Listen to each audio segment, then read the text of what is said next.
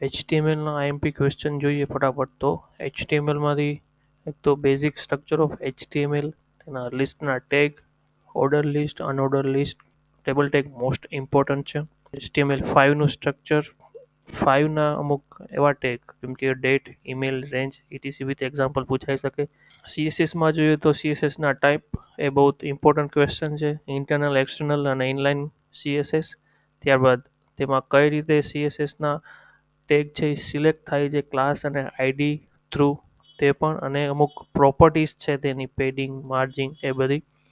જાવાસ્ક્રિપ્ટમાં જોઈએ તો alert prompt અને કન્ફર્મ જે બોક્સ છે, ડાયરેક્ટ બોક્સ, એ એક મોસ્ટ ઇમ્પોર્ટન્ટ છે. અને અમુક સી લેંગ્વેજમાં જે રીતે કન્ડિશનલ સ્ટેટમેન્ટ આવે છે એ રીતે જાવાસ્ક્રિપ્ટમાં પણ કન્ડિશનલ સ્ટેટમેન્ટ, ઓપરેટર, એવા બધા ક્વેશ્ચન ઇમ્પોર્ટન્ટ છે.